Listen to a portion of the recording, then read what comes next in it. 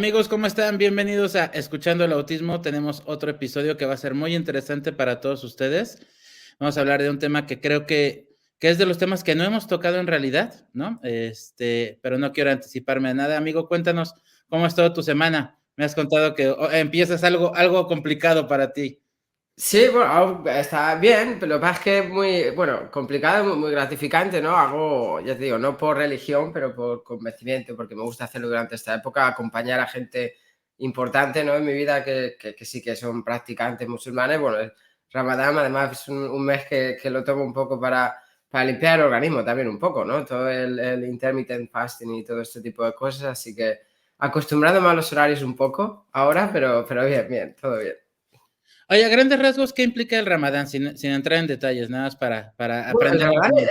es algo súper. Mira, yo la primera vez que hice Ramadán fue en Indonesia. La segunda vez que fui de voluntario, estuve en una ciudad en Sukabumi, de voluntario en verano, y creé un currículum para ellos, para el aprendizaje de inglés, y le gustó al mayor de la ciudad y lo estuve llevando a distintos colegios. Entonces, al año siguiente, cuando volví, yo llegué y me tenían un montón de comida preparada y vi que estaba comiendo solo. Y digo, ¿qué pasa aquí? Y es que era Ramadán. Entonces hice Ramadán con ellos y fue una experiencia muy, muy chula. Es una época muy, muy bonita, es una época de, bueno, ayunar, pero es una época para cocinar juntos, para invitar a gente a comer, para comer juntos. En la universidad donde trabajo, diría que más de la mitad de los profesores son musulmanes. Aquí hay una comunidad enorme en Reino Unido, en Londres, de musulmanes. Y es una época bonita, ¿no? Sobre todo para, bueno, ayudar al pobre, ayudar al que más lo necesita, pues hacer obras benéficas y bueno, y ayunar en la parte visible, ¿no? Pero lo bonito es hacerlo con gente, ¿no? Lo bonito es acompañar a la gente y bueno, y estar ahí. Me parece padrísimo. La verdad es que acá en México es difícil estar en contacto con cultura musulmana y este tipo de cosas. Yo, la verdad es que no he tenido casi contacto, entonces la verdad sí me dio curiosidad. Pero bueno, vamos a darle pie a nuestra invitada y vamos a recibir con un aplauso grande a Pía. Hola, ¿cómo están? Muy bien, Pía, ¿tú qué tal? ¿Cómo estás? Bien, bastante emocionada por esta invitación. A mí me gusta mucho hablar sobre autismo, así que feliz de la vida y conocerlos también porque he visto algunos trabajos suyos por algunos colegas también de acá de Chile, así que muchas gracias por la invitación. No, Si te muchas gusta gracias hablar por de autismo, participar. llega al sitio adecuado, no paramos. Oye, Pía, pues para empezar, ¿qué te parece si le cuentas un poco a nuestro auditorio quién eres, en qué trabajas, un poco de ti? Bueno, mi nombre es Tía Espejo, yo soy psicóloga, soy además persona autista, me dedico a trabajar en clínica, en el área clínica, acá en Chile, en la ciudad de La Serena, pero también, bueno, tengo un espacio terapéutico que formé hace poco, que es de especialistas en neurodivergencia. Yo me dedico a trabajar solo en neurodivergencia, ¿ya? Desde los 4 años en adelante. Mi fuerte, digamos, es la evaluación en el proceso, en el acompañamiento de una evaluación de una persona posiblemente autista, también en la psicoterapia de personas autistas en la adultez, bueno, y de, como les decía, desde los 4 años en adelante, en los pequeñitos, eh, generalmente hago acompañamientos desde la psicoeducación hacia los padres. Yo tengo como mi propio método, aunque no está patentado, pero tengo como un sistema de trabajo mío en el cual incluyo bastante a la familia y trabajo como por lo general con la familia en la dinámica desde la neurodivergencia. Bueno, bastante empoderada desde la comunidad autista. Eso. Muy interesante. Cuéntame un poquito más esta parte sobre el trabajo con los padres, ¿no? Que me imagino que debe Sí, ser la parte uno, la fase uno. Hay que educarnos a los padres cuando recibimos sí. un diagnóstico. Platícame un poquito de ese. ¿Cuál es tu método para eso? Sí, mira, lo que pasa es que yo hace 8 años atrás estuve trabajando de voluntariado en una corporación acá en La Serena. de niños, niñas y niñas dentro del espectro autista. Hablábamos en ese tiempo de TEA, ¿ya? Y mi formación de base es infanto-juvenil. Entonces yo veía a los pequeñitos y acompañaba también a los padres, madres y cuidadores. Y en este proceso me di cuenta de que se repiten bastantes patrones y dinámicas familiares, ya patrones no solo como desde de la parentalidad, sino que también de la individualidad de cada integrante de la familia. Okay. Muchas madres con mucho agotamiento y estrés, por lo tanto, también muchas madres con trastornos ansiosos, depresivos y con malas relaciones como con los abuelos en estos casos. Y muchos abuelos también siendo cuidadores con padres que rayaban en lo negligente, ¿ya? ¿Por qué? Por no tener como la capacidad de poder trabajar, identificar bien las necesidades de sus hijos.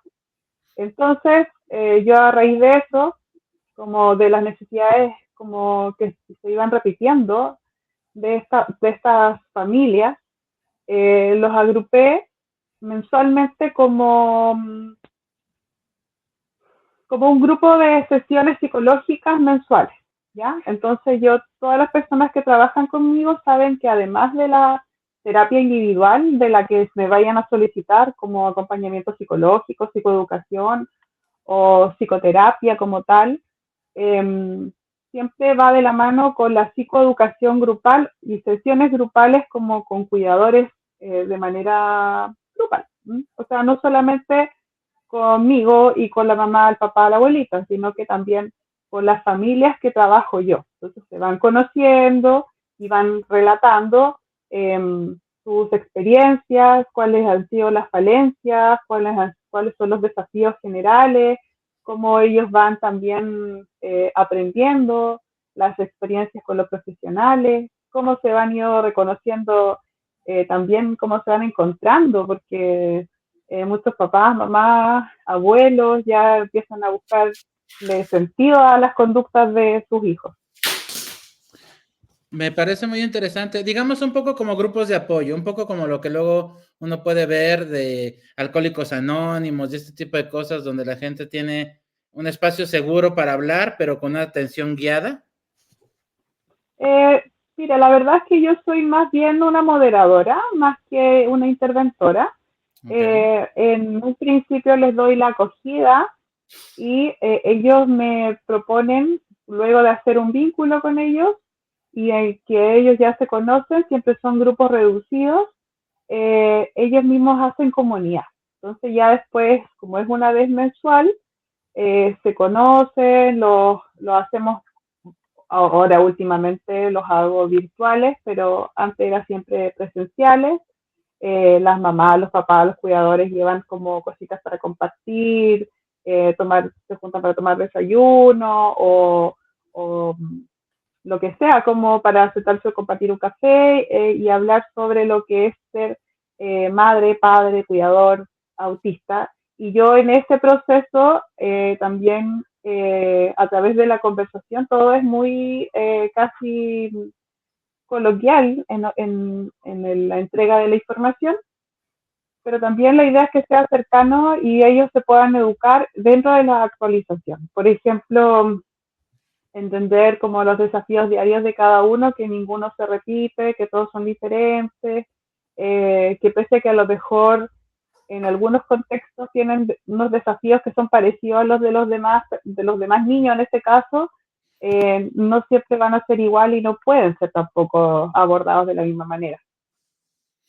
Claro, y al final también es muy común que los padres terminen aislándose, ¿no? A veces por miedo a la discriminación, por el cansancio, un poco por el que lo hemos llamado en otras ocasiones como una especie de luto que se vive, por el trabajo que puede representar, ¿no? Entonces, estos espacios, cuando los hacías presenciales, sobre todo, yo creo que eran una ventana, ¿no?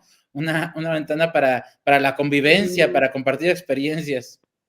Para el sentido de pertenencia, bueno, yo también como en este proceso descubrí también, yo también tengo un diagnóstico tardío, y no a raíz de mi hija, porque yo también soy mamá de una niña autista, sino que a raíz del comportamiento que iba observando en las madres de estos grupos, ¿no? Era así como, yo también me siento representada con esta persona que es autista y me pasa.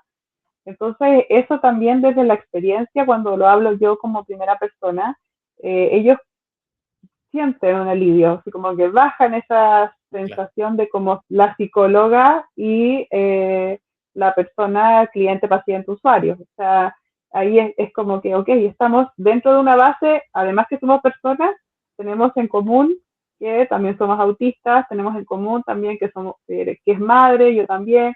Entonces, ¿me entiendes? Como una relación más transversal. Y desde ahí creo que es, por lo menos desde mi experiencia, lo exitoso es que se convierte esto dentro de la psicoterapia cuando aceptas que no puede haber una relación de jerarquía muchas veces, porque la psicoterapia dentro de lo que es la neurodivergencia, aceptarte, empezar a entender, eres, eres diferente, pero no tienes por qué tampoco estar sintiéndote constantemente diferente. Puedes obtener lo mismo que buscas también de personas que sean parecidas a ti.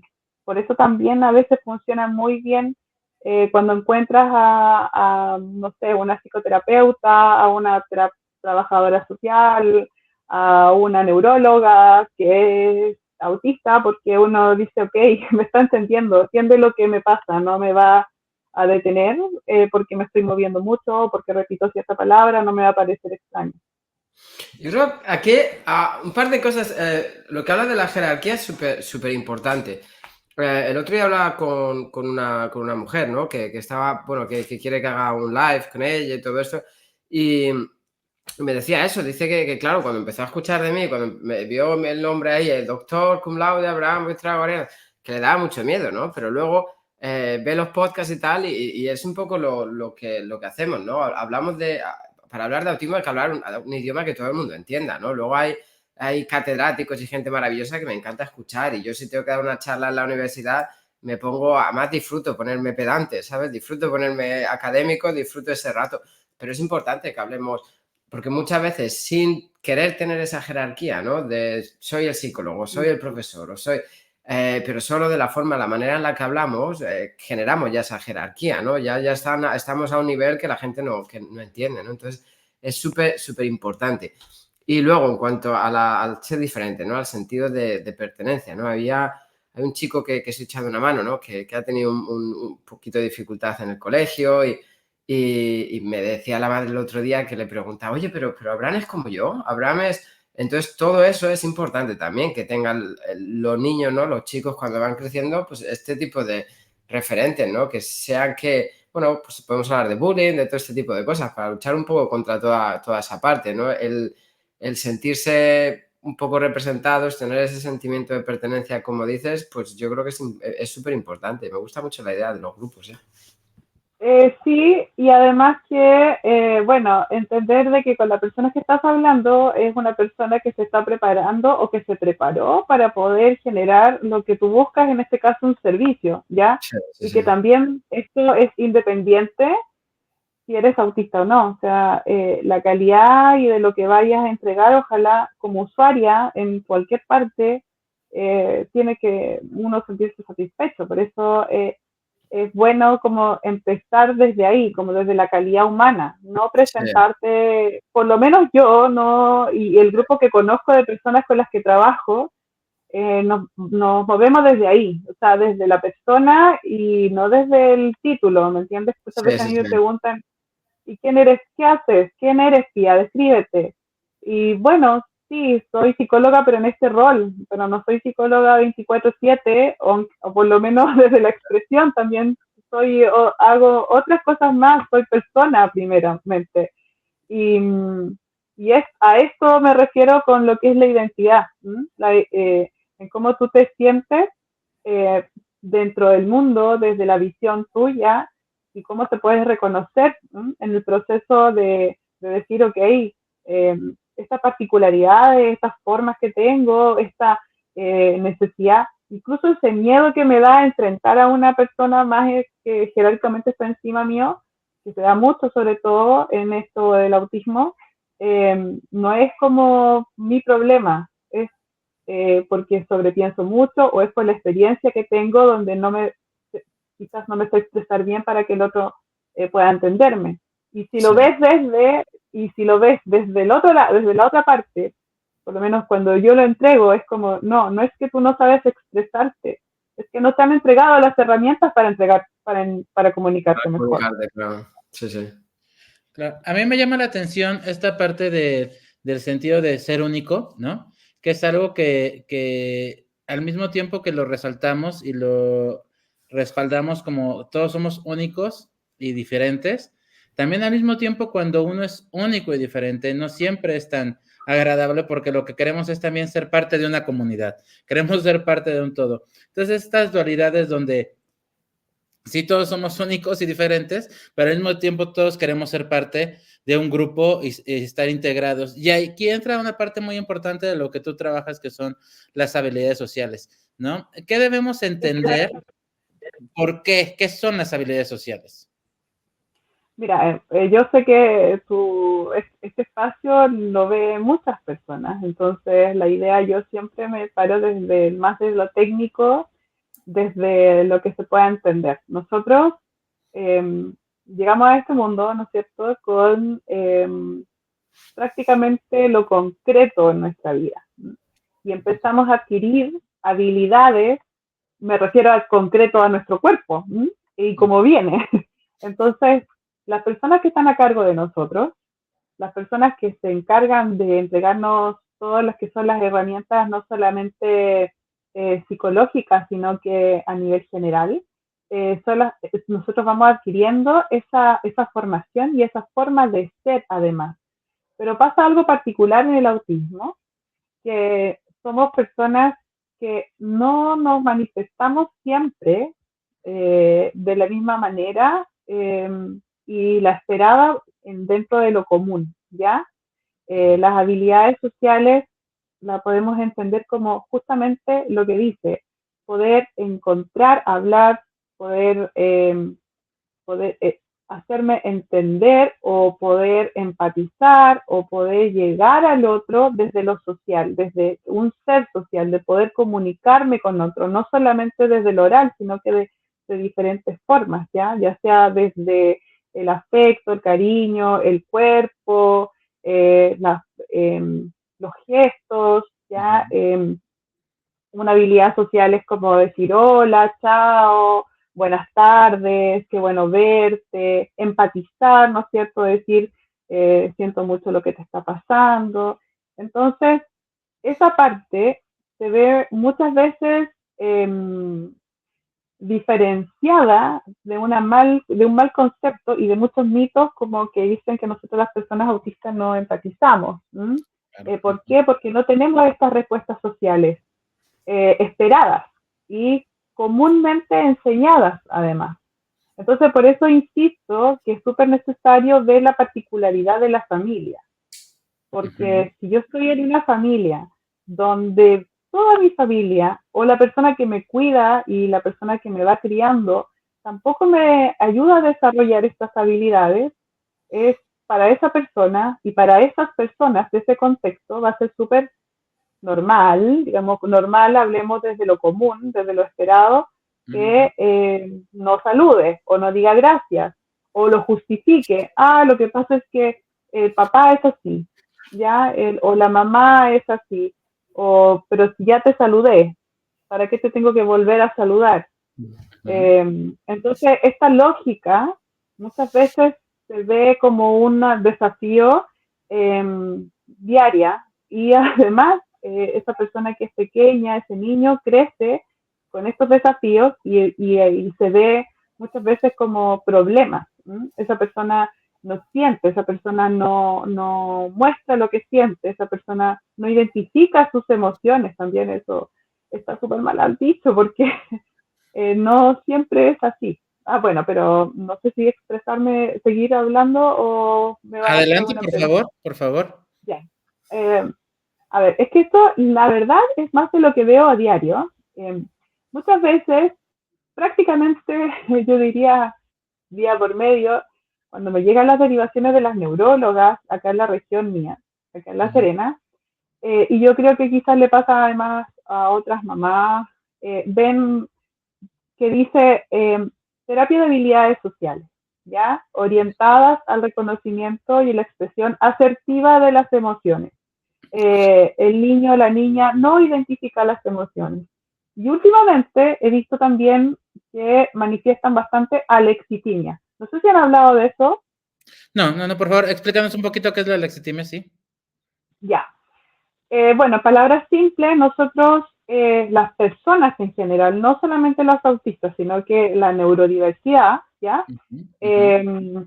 Puede, por diversas razones en la infancia, encapsular, ¿no es cierto?, las emociones que son espontáneas por ciertas circunstancias. Por ejemplo, eh, un niño o una niña que está en un ambiente hostil diariamente, hablemos como de una dinámica familiar que no es funcional desde lo afectivo y también desde lo parental, y vive constante tensión y estrés porque observa, ¿no es cierto?, que los papás pelean, o hay problemas económicos, o hay constantemente un estrés, ese niño genera más estrés de lo normal, ¿no es cierto? Por lo tanto, su cerebro encapsula estas emociones, ¿ya? Y genera esta incapacidad de poder reconocer asertivamente las emociones o saber qué estoy sintiendo o expresarlas. Esa es la lexitimia, ¿ya? Entonces, se da mucho en personas autistas que dicen, no sé qué es lo que siento, no sé cómo expresar lo que estoy sintiendo, o no hay una coherencia entre lo que siento y lo que estoy expresando con mi voz. Muchas veces así como, sí estoy contento, de verdad. Entonces no hay una coherencia entre lo que estás observando y muchas veces también se quejan de la voz robotizada, Sí. estoy hablando de términos que vienen desde las derivaciones de los informes. Entonces, ¿qué pasa con estas situaciones? No es que nosotros no podamos sentir o expresar, lo que pasa es que tenemos diferentes maneras, ¿ya? Hay un proceso diferente en lo que voy sintiendo de acuerdo a la experiencia y vamos ahí a encontrar el desafío en cómo a mí me enseñaron esta habilidad social, en cómo yo puedo saber cuándo, cómo y dónde debo responder en ciertos contextos sociales. Por ejemplo, el responder, no sé, mira, algo que pasa a menudo y que pasa mucho sobre todo cuando describen a las personas autistas como descortés, ya para dar una respuesta como que sea entendible en todas partes. Acá le decimos pesados, que son pesados. Sí. Oye, mira, me corté el pelo. ¿Cómo me veo?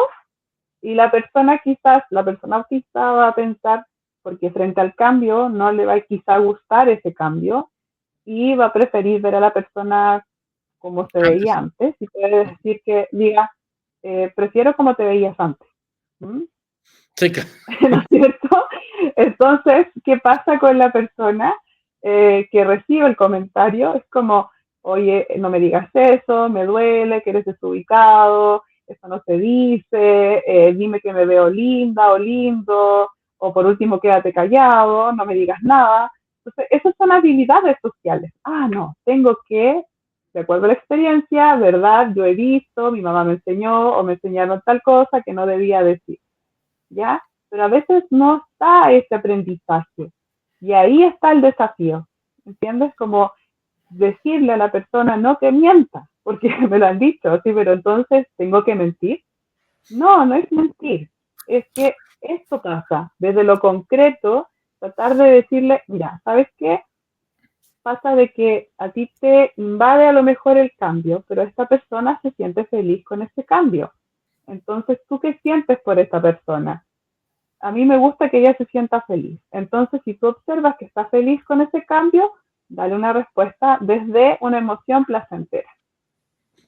Si te Pero es que gusta a el ti, mundo, ahora voy a rizar el rizo un poquito, ¿no? Porque el mundo es súper confuso. O sea, el mundo, claro, bueno, entiendo que, creo, a lo mejor me equivoco, pero en México, Chile, Sudamérica, no tenéis mucha inmigración, ¿no? Bueno, a lo mejor la inmigración que tenéis un poco viene de vecinos, ¿no? Que son culturas un poco similares. Ahora imaginaros si es una persona autista en un país con 200 religiones distintas, gente viniendo de todo el mundo constantemente y uno de los países más multiculturales del mundo, ¿no? Podemos hablar de Nueva York, una de las ciudades, ¿no? Londres, Nueva York. Claro, ¿qué pasa? Hay un componente, cuando hablamos de autismo, se puede hablar de componente, y en todo eso del aprendizaje de habilidades sociales, es importante, ¿no? Mencionar un poco también la parte cultural, ¿no? La influencia cultural en el autismo también, ¿no? Parte de que hay diversos estudios, bueno, es algo que es un poco. Claro, porque las habilidades sociales antes mencionabas, además me gusta cómo lo has hecho así como entre comillas, ¿no? El normal, lo que se considera normal, ¿no? Yo siempre digo, cuando mis estudiantes en la universidad me dicen a la palabra normal, muchas veces les hago escribir en un papel sin enseñárselo al otro que es normal para luego compartirlo y nadie coincide, o sea, no hay ni una sola definición que sea igual, ¿no? Y eso es un poco importante. A veces, y os cuento, por ejemplo, ahora que hablábamos hoy de Ramadán, ¿no? Chicos con 20 años que vienen al colegio, nivel de apoyo, ¿no? Vamos a hablar, bueno, de chicos con discapacidad cognitiva, chicos que son no hablantes, ¿no? Pues con dificultades, ¿no? Vienen de mejor 20 años y que se sientan a comer, comen con las manos, ¿no? Entonces, ¿qué pasa? Que nadie les ha enseñado.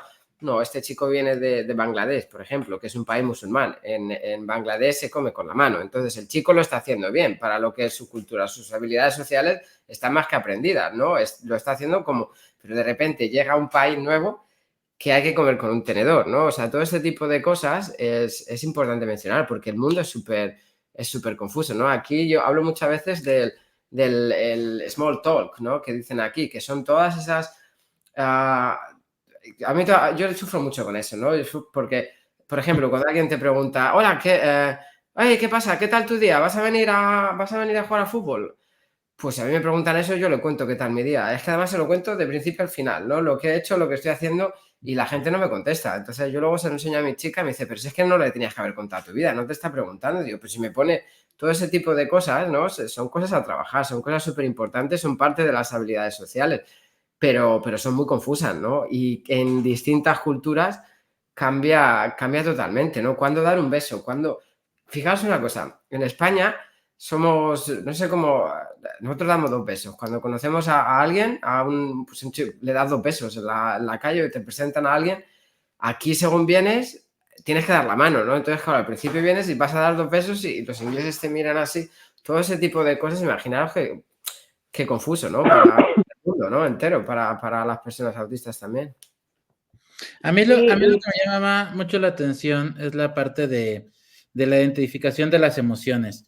O sea, cuando estamos hablando de identificar las emociones, pensando en niños pequeños, por ejemplo, que me imagino que es el caso de los que te llegan. O sea, yo tengo 2 hijos, ¿no? Son cuates, tienen exactamente la misma edad, niño y niña, autista y alista, ¿no? Entonces, Gala, que es mi hija, tampoco tiene una identificación clara de las emociones, ¿no? O sea, cuando está enojada, ella no sabe que está enojada. Cuando está triste, no siempre sabe que está triste. O sea, o cuando tiene hambre, no sabe que tiene hambre. Y la verdad es que es algo que luego a los 40 años hay gente que todavía no lo puede identificar. Entonces, de repente también, siento que se llega a presentar una sobrecorrección, ¿no? O sea, queremos de repente que niños muy pequeños, puedan identificar cosas que tal vez todavía no están listos para ello, ¿no? Y por Y no poner por otro ser ejemplo, autista, y no exacto, por ser no autista. tiene que ver con ser autista, o sea, tiene que ver con la edad y tiene que ver con que la gente toma sus tiempos para esto. En ese sentido, ¿tú a qué retos te enfrentas? Porque yo creo, a mí como padre me pasó que de repente, por decir una cosa, se tardan un poquito más en ir al baño de forma independiente y el papá ya se está yendo a que no va a ir al baño de forma independiente nunca. ¿Cómo lidias con ese estrés, de la paternidad y de la maternidad con relación a darle su tiempo al niño para desarrollarse? Lo que pasa es que igual tiene que ver mucho con, primero, insisto, con las dinámicas internas. ¿Qué es lo que esperan? ¿Qué esperan los cuidadores? Porque hay muchos, sobre todo lamentablemente digo de la experiencia clínica, los padres, hombres socializados como hombres, identificados como hombres, refieren que tener expectativas desde la función social, así como casi tener un programa realizado en su mente para cómo tiene que ir desarrollándose ese niño en las habilidades sociales. Por Ok, ejemplo, no sé, con lo que describen. No, pero es que él ya debería hacer esto, debería hacer esto otro. Yo lo he invitado a jugar fútbol y no quiere, no le gusta ningún deporte, solo quiere jugar videojuegos. No, no quiere dejar los pañales, con lo que tú me referías, así como, o ¿sabes qué? Yo me he dado cuenta como que le acomoda andar con el pañal ahí sucio. Estoy hablando de cosas reales que me pasan con los niños. O por lo contrario, no van al baño, no van al baño. Puede pasar una semana y no van al baño. ¿Por qué? Muchas veces, en específico esto, tiene que ver con lo sensorial.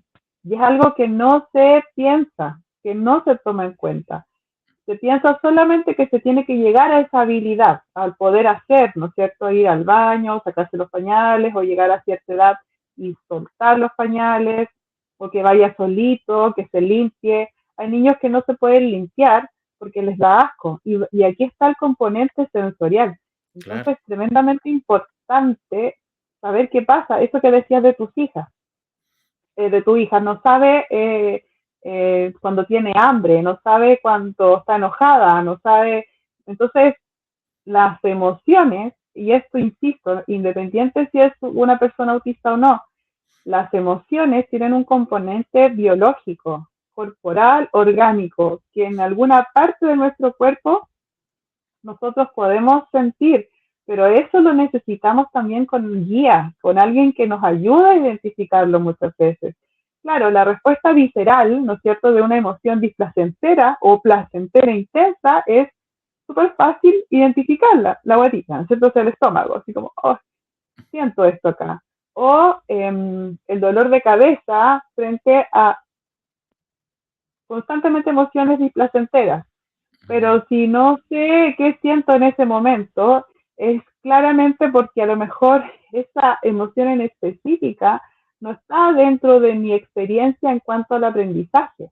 Recordemos que para poder entender, ¿no es cierto?, lo que es una habilidad social, tenemos que tener esta capacidad de poder mantener una atención conjunta, ¿no es cierto?, de lo que me está pasando entre lo que estoy sintiendo y poder identificarlo.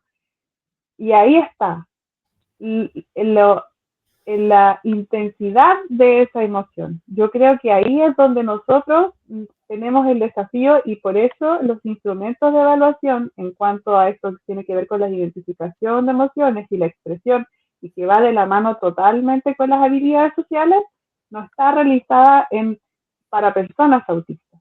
Porque si tú preguntas y empiezas a observar directamente, sobre todo en la adultez, personas que pueden hablar sobre la experiencia vivida en lo concreto, te van a hablar sobre intensidades, sobre, mira, tuve depresión, me quería morir, sentía que el mundo se me iba a acabar, sentía mucho dolor cuando iba al colegio. La mayoría, en su mayoría, ojalá que no todos, pero en la mayoría, ha sufrido situaciones de vulneración porque no tienen cómo entender esa emoción desde lo diferente, desde la expresión en la intensidad de esa emoción. Cuando a un niño le gusta mucho algo, hoy día hablaba con una colega que tiene un hijo autista y lo derivaron conmigo justamente para poder trabajar habilidades sociales basadas en PEERS, que es un programa de entrenamiento en habilidades sociales, es el único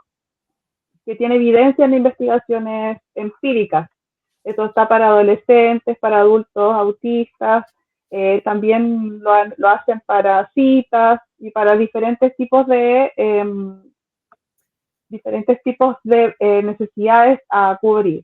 Sin embargo, yo tengo el entrenamiento en PEERS, pero en mi caso yo lo adecuo, porque aquí en este entrenamiento viene, ¿no es cierto?, el poder relacionarse con otros. Me decía justamente que este niñito se junta, puede hablar con los niños de su curso, pero lo que no logra es mantener una amistad. ¿Mm? Ok. Y ahí tenemos que entender eso, así como, ¿qué entiende él por amistad? Porque yo puedo decir, ¿quién es tu amigo? O a ti, ¿tú tienes amigos? Claro. Ujú. Ya. Pero ¿Y el qué me concepto de puedes amistad decir? varía mucho. Ya, pero tú, ¿qué entiendes por un amigo? Bueno, un amigo es alguien con quien convives, con quien compartes intereses, con quien te sientes a gusto cuando pasas el tiempo. Y hay niveles de amistad, que es lo que también alguna vez hemos platicado, ¿no?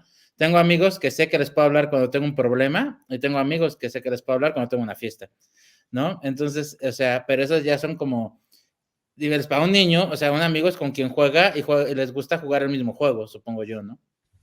Ya, y entonces, si es que puedes hacer eso con todos los niños del curso, ¿por qué no pueden ser todos tus amigos? Yo creo porque no con todos te identificas en las mismas cosas, ¿no? Ya, y si con 5 de esos niños te identificas, ¿serían tus amigos? ¿Me Yo entiendes? No te creía quiero que poner en aprietos, pero no. ahí vamos en lo que es lo concreto, ¿me entiendes? A que yo le explico a ese niño de que aunque él tenga intereses en común, Mm, conversen de lo mismo, pero solo se vean en el colegio y sea ocasional y no hay un lazo más afectivo y que sea desde lo que yo quiero mantener, eso es la diferencia, ¿no? Del compartir desde mi necesidad, y ahí hablamos no de emociones solamente, sino que de que se mantiene un sentimiento.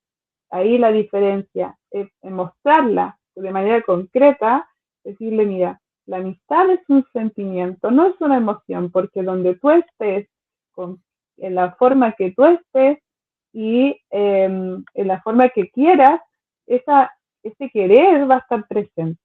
¿Mm? Por eso también va muy de la mano con lo que es la afectividad, el amor, para enseñar. No sé si me doy a entender, y eso no es solamente en niños, sino que es a lo largo. Entonces, es tan importante describir, no solamente de manera relacional, sino que concreta lo que nosotros necesitamos.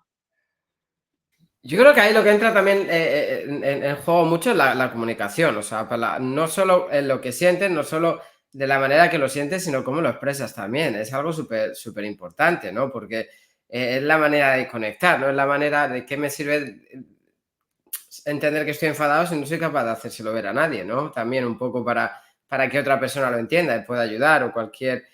supongo que esa es una parte importante, ¿no? A la hora de tener amigos también o de hacer amigos o de entender lo que son amigos, también poder expresar esa parte, ¿no? Hablamos de...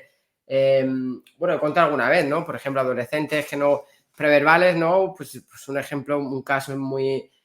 que traté, ¿no? Un poco de lo más complicado severo, ¿no? Un chico adolescente bueno, 16, 17 años, que él era colálico, era preverbal, decía alguna palabra, pero sobre todo era colálico.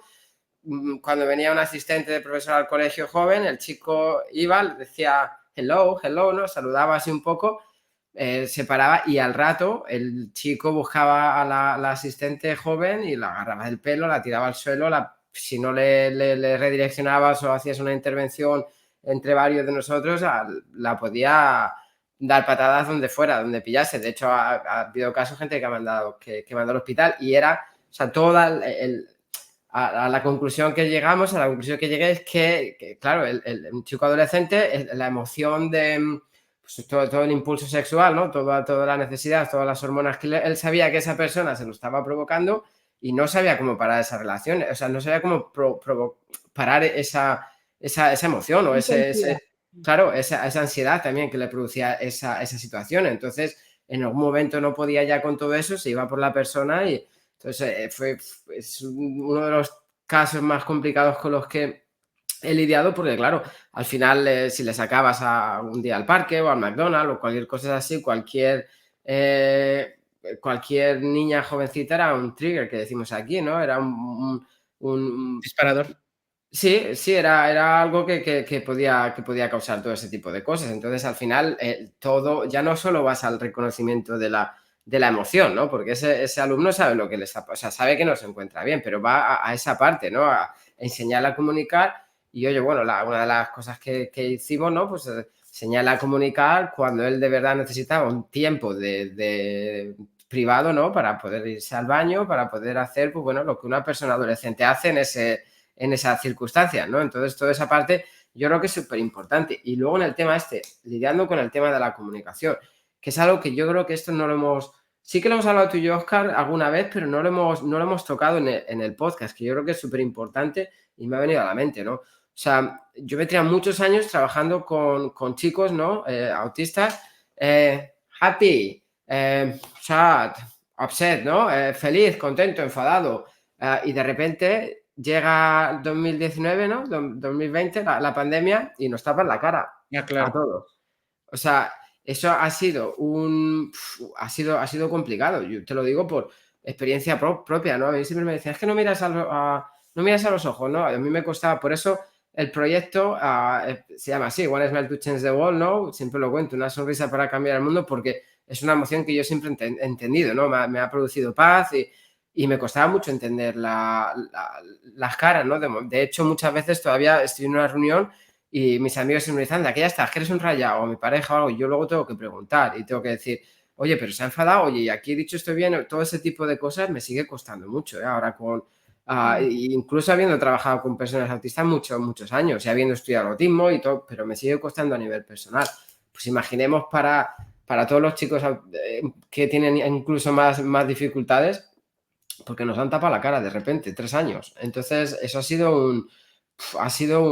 Yo tenía alumnos igual, que claro, o sea, se basaban mucho, ¿no? O para ellos era muy seguro exagerar las caras, ¿no? Si a lo mejor no entendía nada, como ellos sabía que happy era bueno, pues ya iba a poner happy, happy, para que todo el mundo le sonriera, súper exagerado, ¿no? Para ellos era como un checkpoint, ¿no? Como un punto de encuentro para regularse y para entender la situación y para asegurarse que estaba todo bien. Y para nosotros fue un reto en el colegio, claro, porque no te podías quitar la máscara, pero estos chicos necesitaban ese checkpoint, ¿no? Necesitaban asegurarse. Esa Entonces, señal. claro, la señal iban quitando, happy, happy, pues ha sido una cosa un poco complicada, ¿no? No sé si te ha pasado lo mismo o cómo lo ves, Pia, lo de la máscara. Bueno, por supuesto, me pasó bastante y la adaptación que yo encontré, por lo menos, fue los sistemas de comunicación alternativa, aumentativa alternativa. Pero en lo específico, yo empecé a ocupar, además de los pictogramas, los memes. Los memes, ocupo mucho los memes y incluso que hago clases, también lo ocupo para hacer clases y los mensajes de texto. Déjame decir algo aquí, por favor, un poco de piedad para todas las personas que nos escriban, ¿no? Que los memes, los emojis, no sé si te pasa, los emojis. Yo, mi pareja, siempre lo digo, mi pareja o mis amigos, ellos saben que si está todo bien, me tienen que poner una cara con corazón o una sonrisa o algo. Si no, yo no entiendo los WhatsApp, o sea, lo paso fatal. Pienso que la gente está enfadada, pienso que no entiendo el concepto. A mí me tienen que escribir algo así, ¿no? Por eso, perdona haberte cortado, pero lo importante que son los apoyos visuales, aunque parezca que no, aunque cueste un poco, porque si un alumno está muy metido en la cara de verdad, quitar la máscara, bueno, pero tener el visual ya e ir trabajando en ese cambio, ¿no? Para que es súper importante. Y es transversal además hoy, o sea, ya no es solamente para ciertos grupos etarios, sino que también ahora prácticamente desde muy pequeños hasta ya, podría decir, entre los 50 y 60 manejan este sistema, porque hace unos años atrás, no, las personas mayores de 50 no sabían utilizar bien esto, el WhatsApp o los emojis. Hoy en día sí, hoy en día la mayoría, no todo el mundo, pero la alfabetización se ha realizado. Y sí, comparto totalmente contigo. O sea, de hecho, en lo personal, hay personas con las que yo me comunico solamente, y de hecho, mis amigas, solamente a través de puros memes, de puras imágenes breves de situaciones, entonces, o videos así muy cortitos. porque está lo concreto, lo visual, o si es que hay algún mensaje con palabras, cuando yo tenga que leerla, también. Siempre en lo personal le pongo una carita. Igual me pasa que yo soy demasiado concisa para responder. No sé si te diste cuenta, pero soy muy, ok, sí, ya, bien. Entonces, eso a veces podría ser malinterpretado como, oye, esta persona parece que no tiene interés. Y sí, tengo todo el interés, pero sí, necesito esa guía. Y eso es otra forma también de poder comunicarme bien dentro de las habilidades sociales con las demás personas, entregándole esa guía de qué es lo que espero que hablemos, la anticipación. Y bueno, y el componente cultural, como dices tú, es lejos importantísimo, porque quizás a lo mejor una palabra, un gesto, una forma de moverme incluso puede ser malinterpretado y generar, en vez de un acercamiento, una distancia. Oye, Pía, retomando un poquito la parte de la amistad, fíjate que no quiero dejar de mencionar, por ejemplo, en el caso de mi hija, ella sí empezó a usar el término amistad de forma, natural, ¿no? Y creo que a veces es lo que nos cuesta trabajo también como padres identificar. O sea, empezó a decirle tus amigas y ella empezó a decir mis amigos y cuando vienen tus amigos a la casa, ¿sabes? O sea, se da de forma muy natural. Y en el caso de León, la verdad es que yo no me he dado la tarea de ver si lo tiene tan claro, ¿no?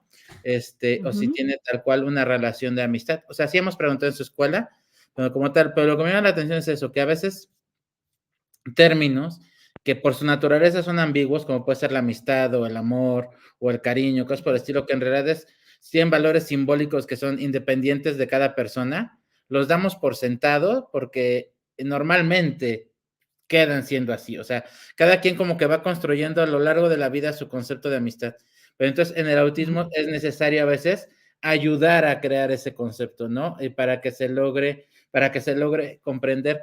Y eso me lleva a mi siguiente pregunta que le he hecho a varios especialistas y que no quiero dejar de hacértela a ti.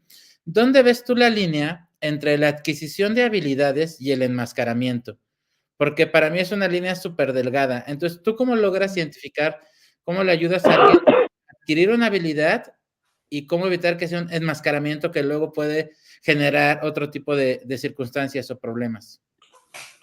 Bueno, lo primero que te voy a decir es que yo a todos mis pacientes les digo que es muy, y lo digo para mí también, es muy difícil no enmascarar, ¿ya? Claro. Es muy difícil.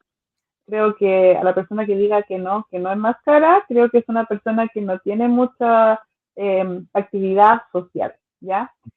Porque nosotros justamente lo básico, si pensamos diariamente, nos acomodamos visualmente para poder ser un sujeto social con el otro, ¿m?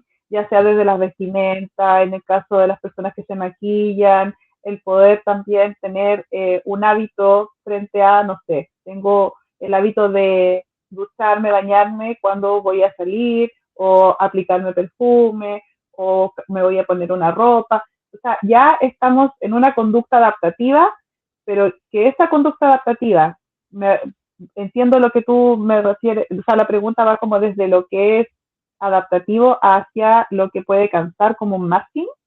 Exacto, o sea, por ejemplo, el bañarse no es lo mismo, por ejemplo, para mí, que no tengo problema, por decirlo de una forma, para alguien que igual y no tolera el baño. Y entonces igual y lo que hace es recurrir a baños secos y otro tipo de cosas para lidiar con la condición social. Y eso es diferente a la persona que se enfrenta y se baña todos los días y sale enojadísimo de la regadera y está de malas. Y creo que ahí es el enmascarado. O sea, creo que el que se adapta recurre a herramientas para igual bañarse bajo regadera cada 3, 4 días, y el que enmascara es el que lo sufre, ¿sabes? No sé si lo explico. Yo creo que también es un poco...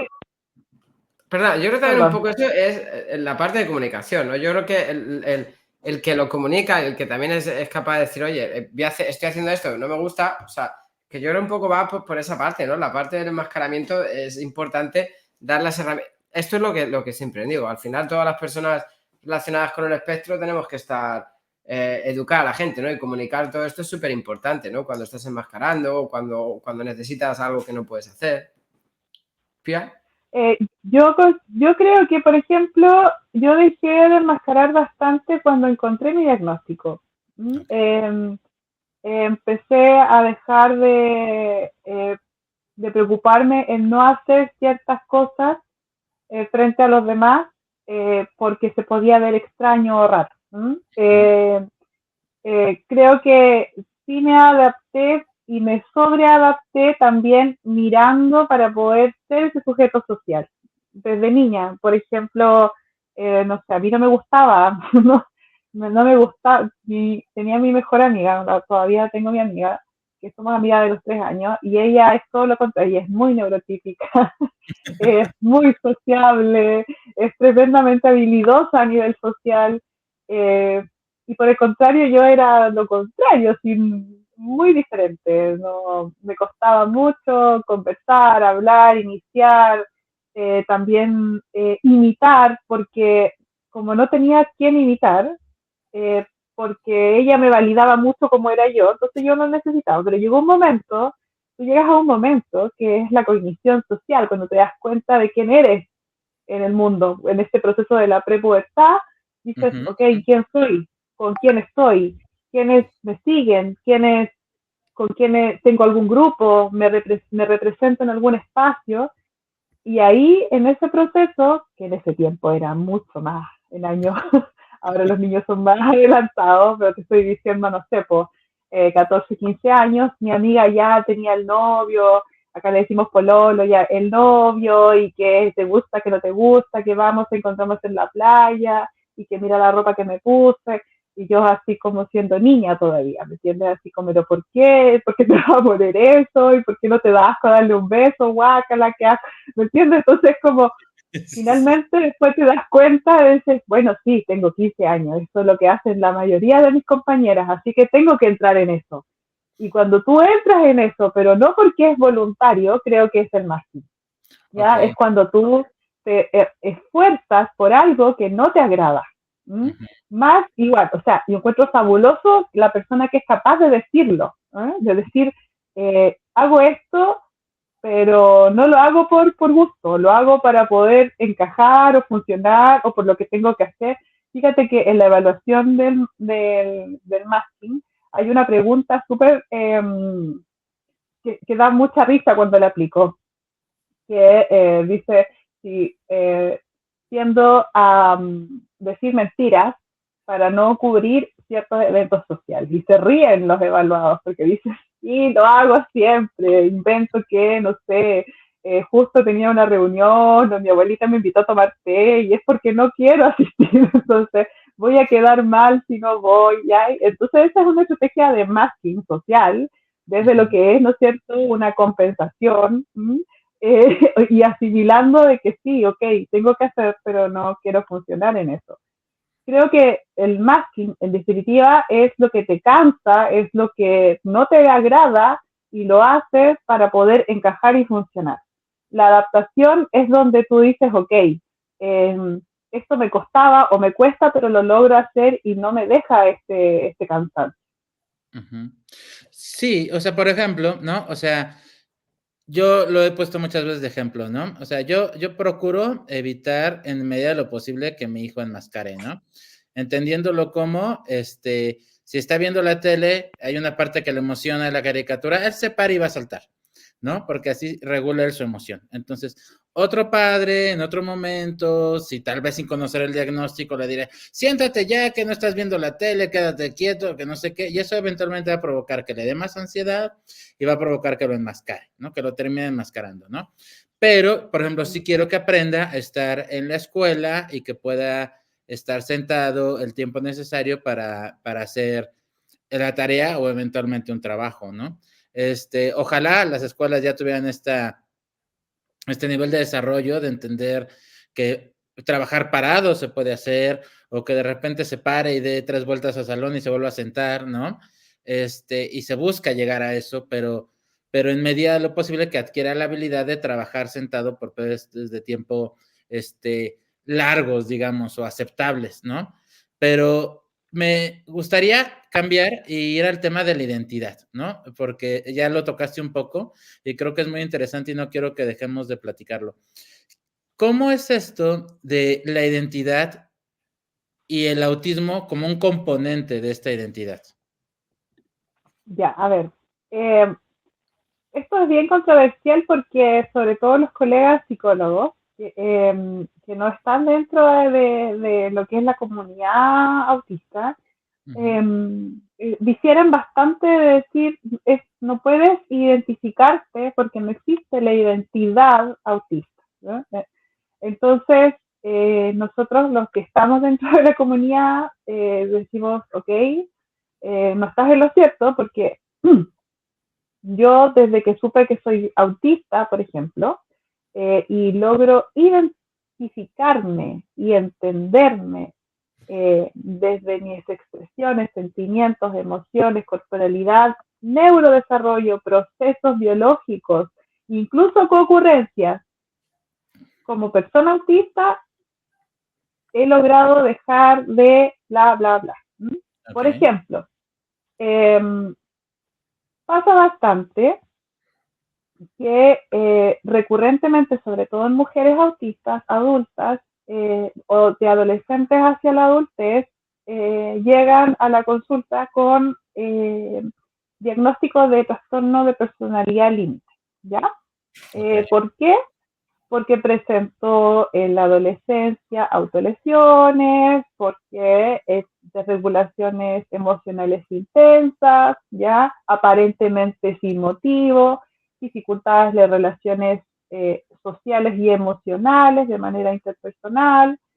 Eh, las familias las describen como niñas y ellas mismas se describen como personas muy intensas en las emociones, con miedo a poder, ¿no es cierto?, estar solas y no encajar. Entonces, claro, todo esto es como perfectamente una borderline, como comúnmente se podría decir, pero tú te das cuenta, empiezas a indagar un poquito más allá, que esta niña en la intensidad de la emoción no la sabe regular porque no tiene un aprendizaje respecto a eso y generalmente el componente de esa desregulación es sensorial, la mayoría de las veces.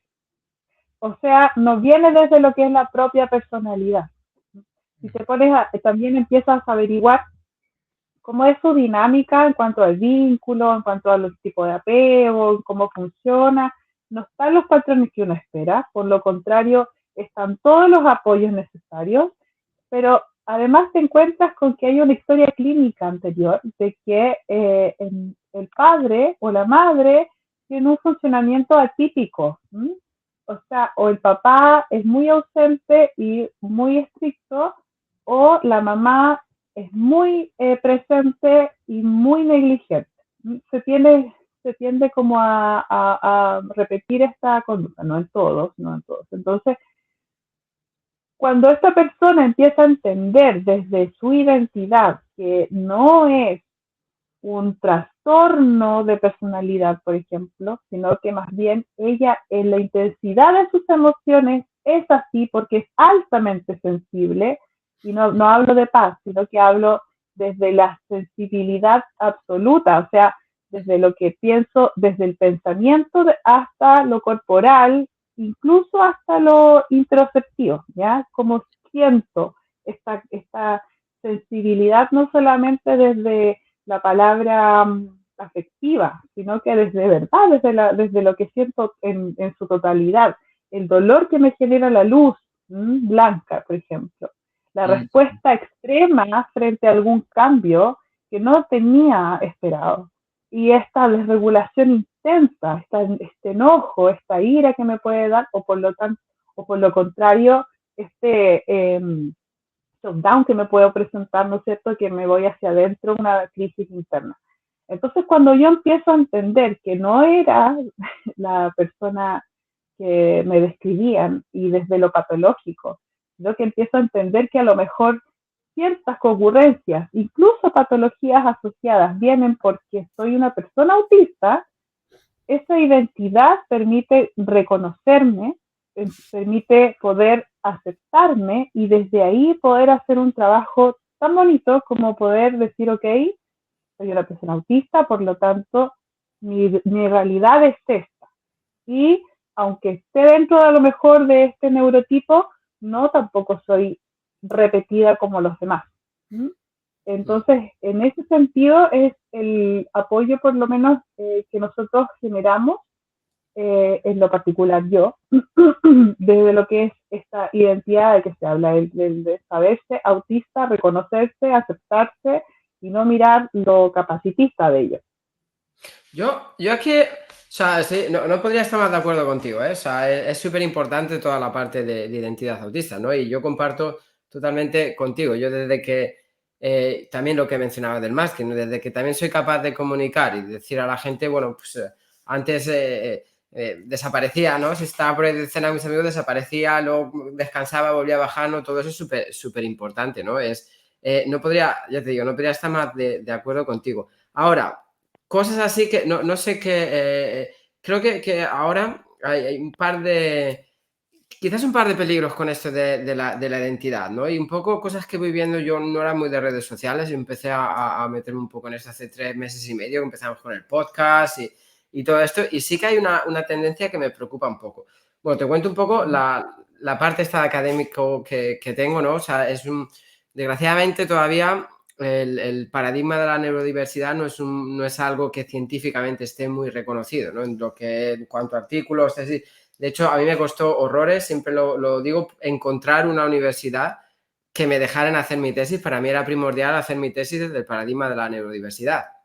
Entonces fue complicado hasta que la encontré. Luego, pues el resultado fue inmejorable, ¿no? Me dieron el cum laude, pero cuesta mucho, ¿no? Todavía empezar a meter todo ese paradigma. Ahora, es súper importante, ¿no? El tema este de identificarse, ¿no? Y entenderse.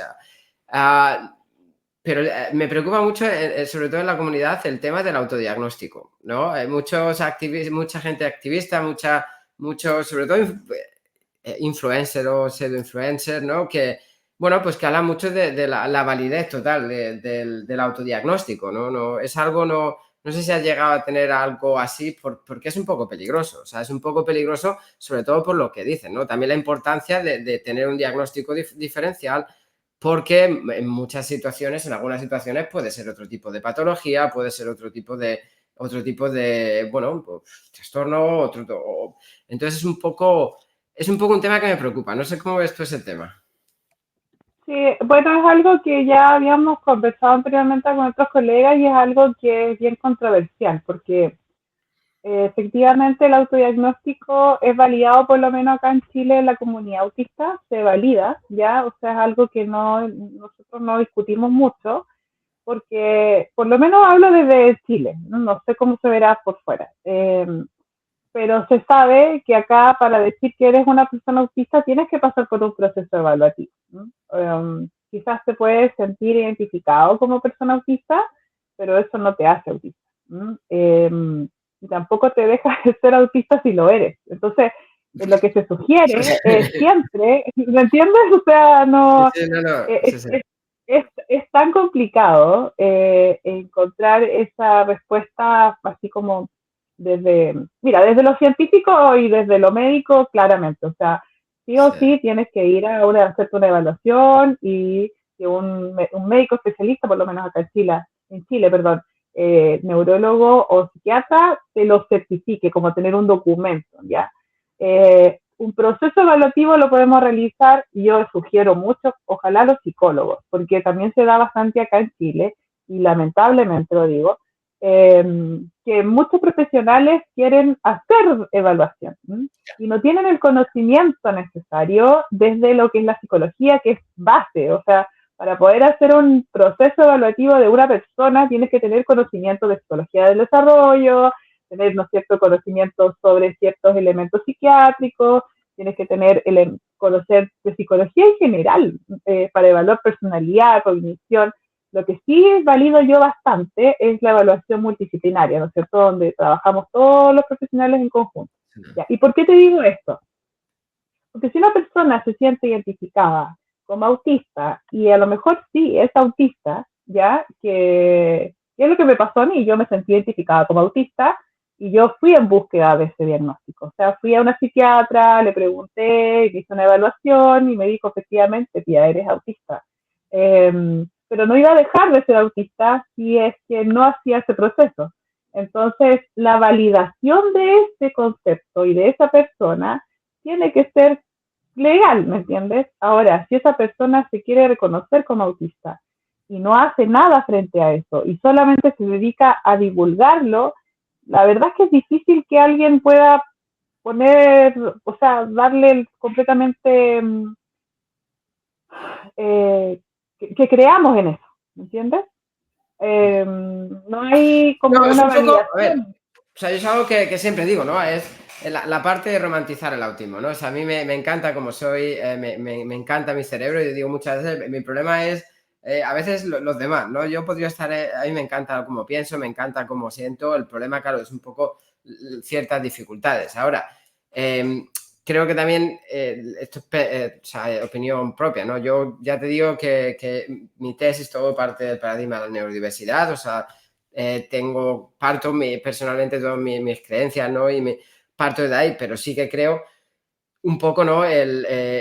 La parte de romantizar el autismo, ¿no? O sea, sí, o sea, vemos el mundo de manera especial, el autismo es duro también, ¿eh? El autismo también puede llegar a ser, yo creo, es muy duro porque hay padres, muchos padres, bueno, pasándolo mal porque todavía no tienen las suficientes herramientas, suficiente conocimiento, hablamos de alumnos que se autolesionan, alumnos que, bueno, pues toda esta cara del autismo que también es importante mencionar, ¿no? Porque también hay mucho conflicto, ¿no? Lo que llamaban antes, ¿no? Lo que siguen llamando las madres azules, ¿no? Que se ve mucho todavía no pelea, ¿no? Pero un poco que no aceptan toda esa parte del autismo, ¿no? Cuando también es importante ver esta parte del autismo, ¿no? Hablamos entre un 50-60% de personas autistas tienen, bueno, son lo que sería a nivel de apoyo 1, ¿no? O sea, sin discapacidad cognitiva. Entonces, al final, sí que es mayoría, pero que también hay que mencionar un poco, yo creo, mi forma de ver la otra parte del autismo, ¿no? La cara un poco más dura también del autismo que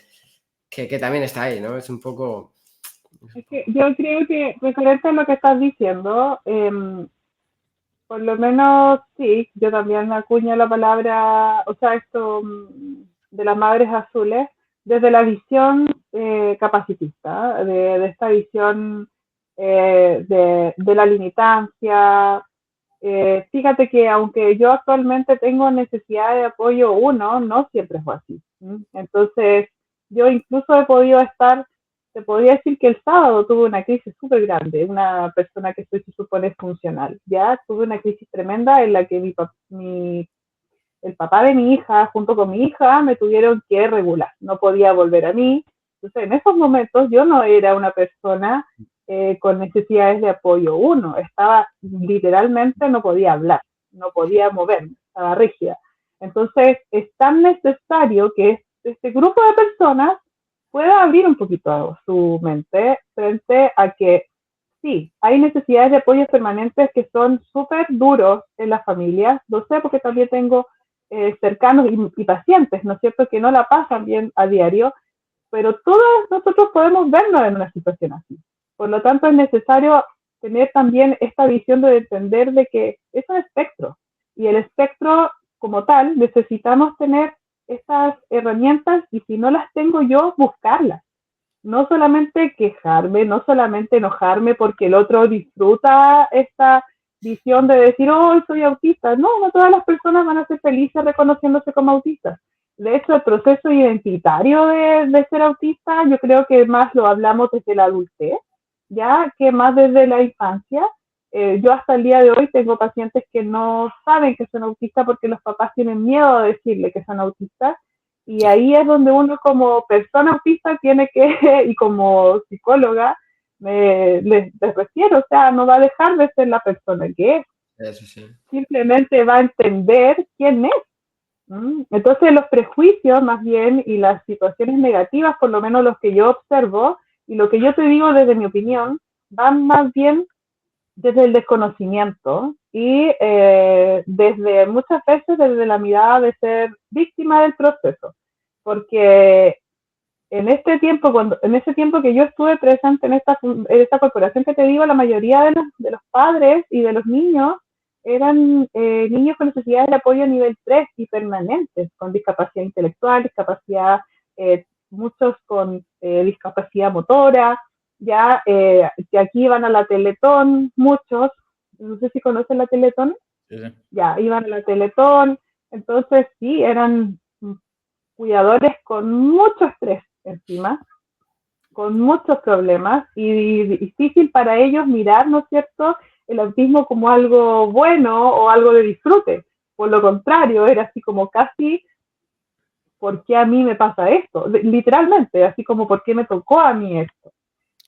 Y creo que ahí la función principal va desde la psicoeducación y el apoyo que puedan recibir.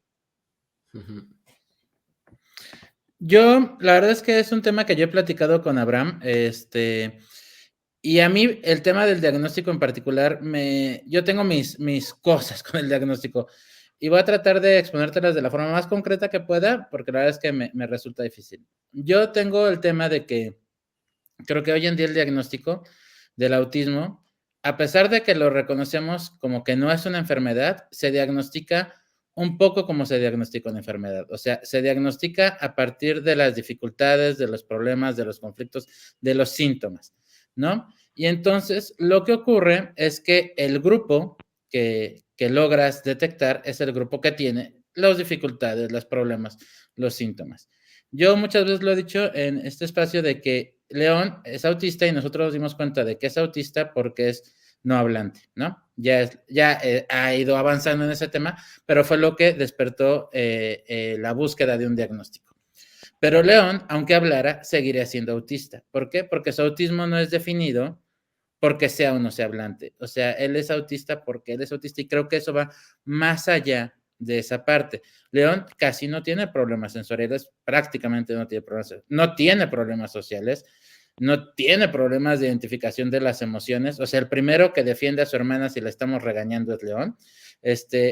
León ve una película y puede llorar con los momentos tristes de las películas. O sea, pero él es autista, ¿sabes? O sea, él es autista y yo creo que esa parte todavía es algo que falta por avanzar para darnos cuenta de que el autismo va más allá de las concurrencias, ¿no? Que antes le decían comorbilidades, de que si hay un retraso general del desarrollo, de que si hay otro tipo de problemas, ¿no? Otro tipo de situaciones o otro tipo de retos, que también se pueden presentar en personas que no son autistas, pero como la forma de encontrar el autismo es a través de estos síntomas, de repente se pinta una cara que genera mucho miedo en los padres y justamente genera esta parte de que dices, ¿no?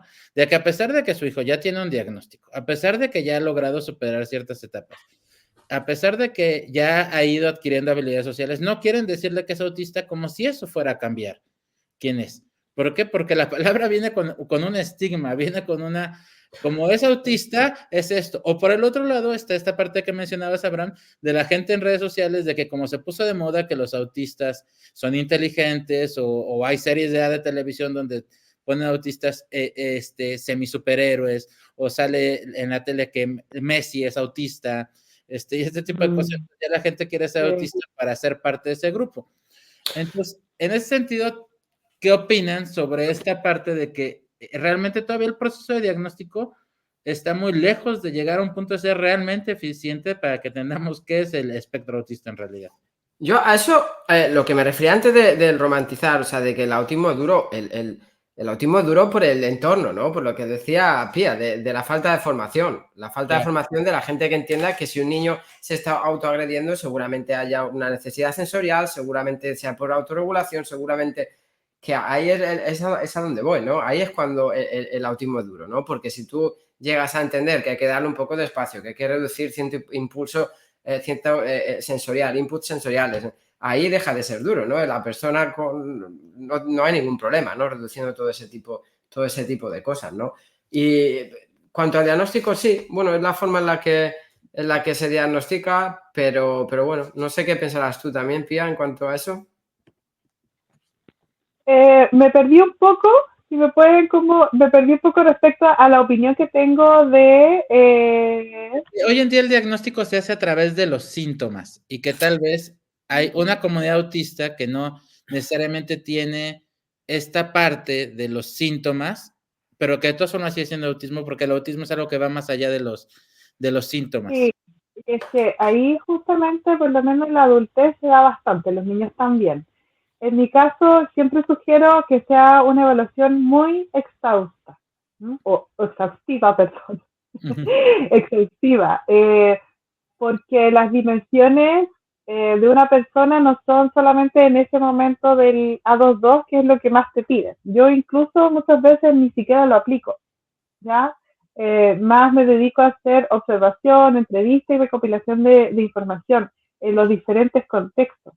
La observación creo que es tremendamente importante porque te puede dar información, esa información que no está ahí escrita en los instrumentos, que es cómo se comunica esta persona, ¿no? Cuando ya nosotros trabajamos en esto, nos empezamos a dar cuenta que la mirada es extraña, claro, no es necesario no mirar a los ojos, pero tenemos una mirada Particular. rara, no sé, es una mirada, aquí le dicen la mirada neurodivergente, ¿ya? Es una mirada particular, pero tampoco nos podemos guiar por eso, porque hay autistas que son también, que no tienen visión, ¿no? O sea, no va por ahí el tema.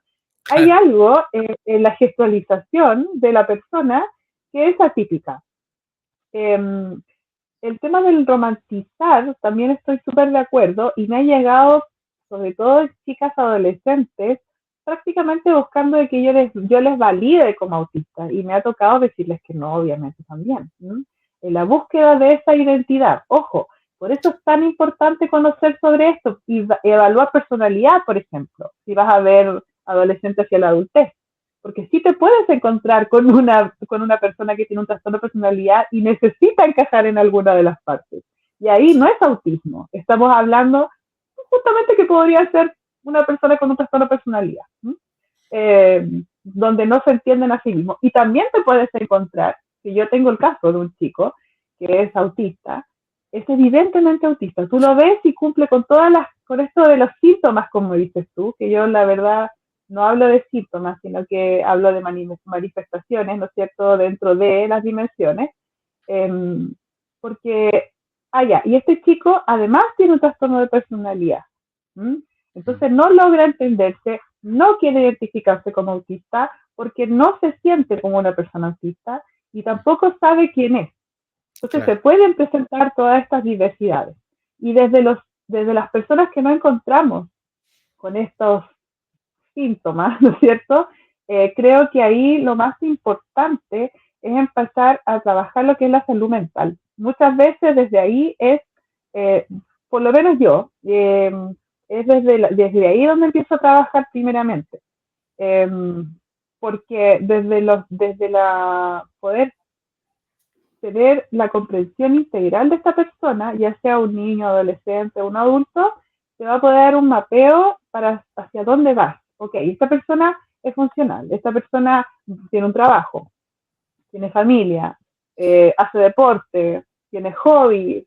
¿Qué pasa? No encuentro nada malo, porque como dices tú, estamos buscando lo malo. Exacto. Estamos buscando lo malo, estamos buscando el problema. No tiene ningún problema, no puede ser autista. Es que no va por ahí, va en cómo procesa todo eso. Cómo ve el mundo, cómo procesa la información, claro. Exacto, ¿cachai? Entonces, desde ahí, por eso insisto, es tan importante y por eso colaboro yo con todas estas instancias como las que están haciendo ustedes, cuando me invitan a capacitaciones, porque mientras más hablemos de autismo, a más personas llega y más se entiende que el autismo claramente se puede observar desde una mirada patologizante, desde una mirada desde los síntomas, pero también no en todas las personas se ve. Por eso es una discapacidad invisible. Exacto. Es súper importante, ¿no? Eso es lo que decía antes y lo vuelvo a decir, lo digo en yo creo, todos los capítulos que hacemos, ¿no? Que las personas que estamos relacionadas con el espectro, ya seamos autistas, profesionales, que trabajemos, padres, tenemos que educar. Eso es la base de todo lo que hacemos, ¿no? Hay que educar para que la gente entienda cómo funciona nuestro cerebro para que todo este tipo de situaciones, para que el mundo deje de ser un poquito menos complicado. Mira, antes, que no lo he dicho antes, y son de las cosas que, como no digo, estallo, ¿no? Luego al final me queda lo que hablabas de todos los emojis y los visuales. Fíjate qué fácil, ya lo he dicho también en algún podcast, qué fácil sería, ¿no? Que ahora que todo el mundo está alfabetizado en todo esto, ¿no? Que haya mucho más sistema de comunicación en todas las tiendas, en todos los sitios, ¿no? Hemos cambiado, como dije ya, el mundo, Hemos puesto pantallas de metacrilato en todos en todas las tiendas de una semana para otra, ¿no? Entonces, fíjate tú si fuéramos capaces de seguir, es súper importante, ¿no? Es súper importante la divulgación, es súper importante capacitaciones, súper importante hablar, ¿no? Para que algún día lleguemos, esperemos no tardar mucho, pues a todo esto, ¿no? A que todos sitios tengan un sistema de comunicación, que puedan enseñar o con emojis o cosas así para que todo el mundo tengamos, sea un poquito más fácil para todos. Perfecto. Totalmente. Perfecto. Amigo, pues vamos cerrando y ya sabes que esa parte te toca a ti. Sí, a ver, tenemos como te he comentado antes, ¿no? El motivo del nombre, ¿por qué se llama Una sonrisa para cambiar el mundo? Entonces, me gusta, si no te importa, siempre cerrar con nuestra pregunta famosa, ¿no? ¿Qué es para ti una sonrisa, ¿no? O importancia de una sonrisa para trabajar con personas en el espectro. Y ya hemos hablado antes de las emociones, así que... La sonrisa para mí dentro de las personas del espectro y trabajar con personas autistas es definitivamente la autenticidad de la emoción. Eso es como la real efectividad de que lo estoy haciendo bien, de que esa emoción es verdadera y que está generando algo bueno en esta otra persona. Así que siempre va a ser la búsqueda de poder elaborar esa sonrisa de esa persona. Excelente. Muchas gracias. Excelente. Y bueno, pues la verdad es que ha sido una conversación súper interesante. Ya viste por qué decimos que luego nos seguimos.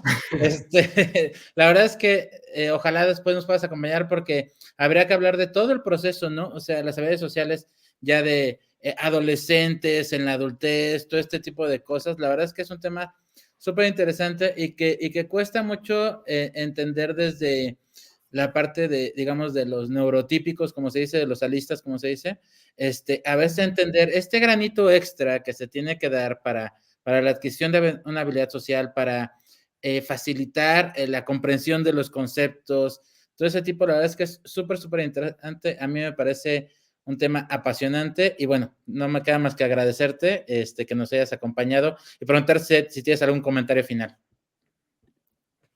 Súper agradecida de los espacios, espero que sigan con esto, sobre todo invitando a personas autistas, mejor si son profesionales del área, ya que por lo general los que nos dedicamos a esto y somos autistas, es nuestro interés profundo, intenso, por lo tanto Y que lo digas, sí.